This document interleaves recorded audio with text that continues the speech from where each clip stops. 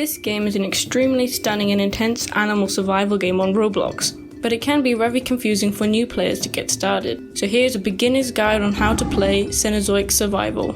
In the play bar of the video there's YouTube chapters enabled, so if you want to skip a part feel free to, but I'd really appreciate if you could watch through the whole video so we can please the algorithm gods. Thank you. First up, we're going to quickly breeze through the movement controls. Standard WASD keys to walk around, tap the Z key to trot, hold shift to run, tap X before or whilst running to go into a sprint, and if you're a flying creature, tap Q to fly. To jump, hold spacebar. The bar at the bottom of your screen will tell you how powerful your jump will be. When running, you're only able to do tiny jumps by tapping the spacebar. A little warning though, jumping too high or off a cliff or any sort of high ledge will cause bone break, and I'll tell you a little bit more about that later.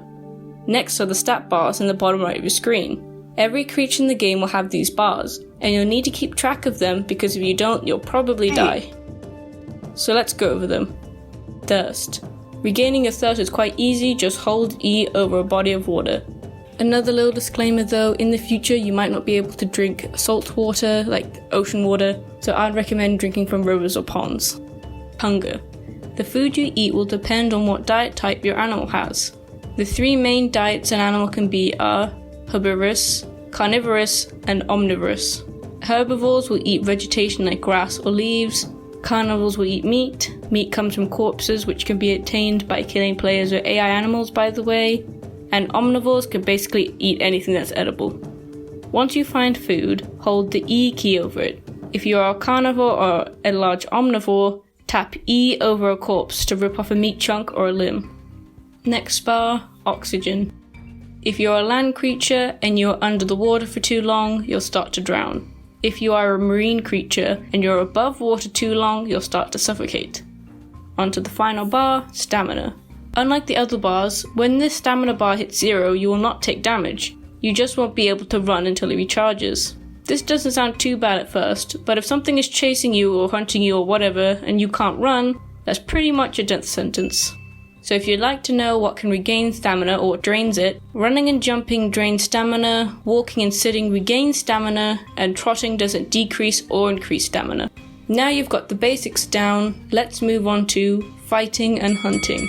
To knock someone's block off, to use your primary attack, you need to left click. To use your secondary attack, press the F key. Your secondary attack is usually just a very strong primary attack. But for some animals like the direwolf, it could be a whole different mechanic. You'll just have to play the game and see what your animal does.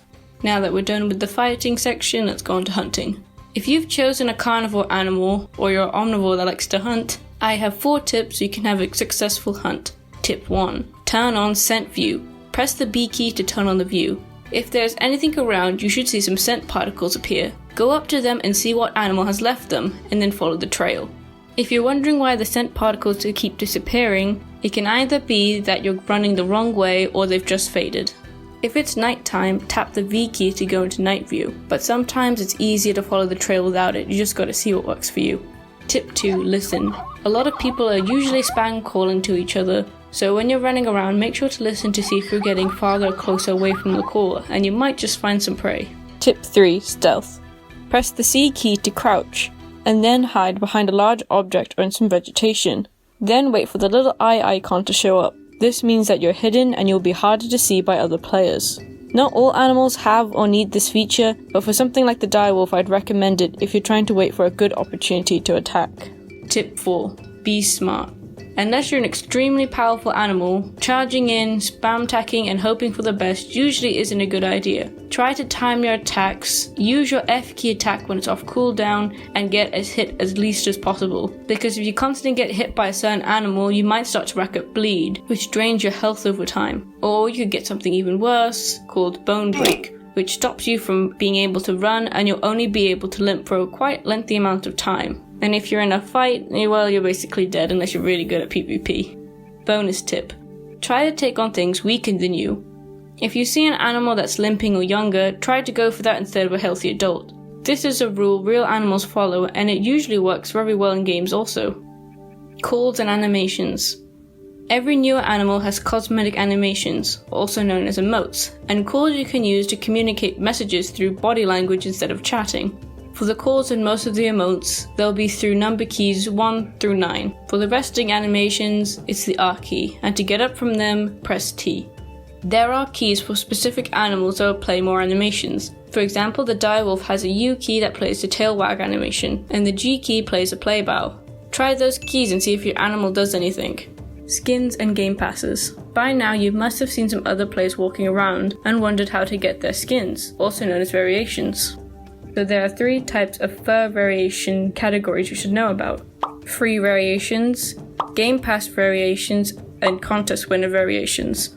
Free variations are skins picked at random when you spawn in. Game pass variations are variations only obtained by buying the game pass from the in-game store. These variations are usually genetic mutations like albinism and melanism, which are very rare in real life, so it's fitting their game passes. And finally, contest winner variations. People who win, usually art, contests in the Cenozoic Survival Discord server are awarded an exclusive skin. Right now there are 2 contest winner skins, the Piebald Direwolf and the Skewbald Elk. Contests open randomly and you can only join the server if you're over the age of 13, so please keep that in mind. And the final part of the tutorial is to just favorite and like the game. Developers work really hard and this is such a hard game to push on the Roblox platform, so it's really appreciated. But anyways, I hope you guys enjoyed the video. I do have a Patreon open if you'd like to see your username in the credits, and I'll see you in the next one. Used to never do what's best for me. I was such a hopeless fool. I just kept making the same mistakes, yeah. That was until I